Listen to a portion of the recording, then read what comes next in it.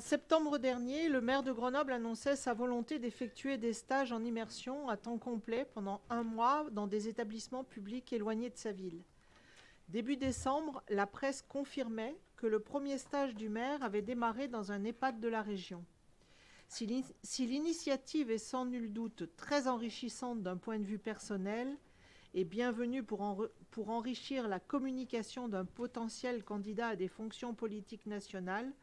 elle n'est d'aucune utilité pour la ville de Grenoble.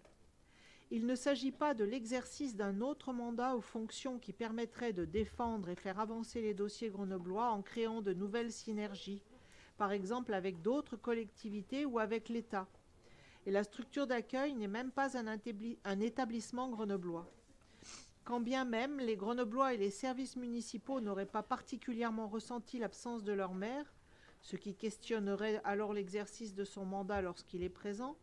cette absence à temps complet pour une activité qui ne sert pas Grenoble interroge la légitimité de la perception de son indemnité d'élu pendant ce temps.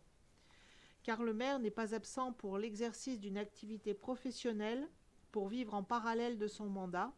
ce qui est le cas de nombreux élus, et n'appelle aucune objection. Mais c'est justement parce qu'il vit de son indemnité de maire et de conseiller métropolitain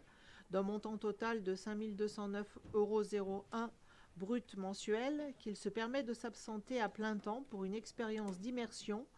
qui, en plus de ne rien apporter à la ville de Grenoble, est donc financée par le contribuable grenoblois.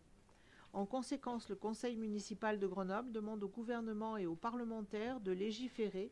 pour suspendre le versement des indemnités de tout maire d'une ville de plus de 100 000 habitants qui se consacrerait à une activité à plein temps autre que ses fonctions de maire, autre que l'exercice d'un mandat ou d'une activité professionnelle lui permettant de vivre et n'ayant aucun rapport avec la commune où il est élu.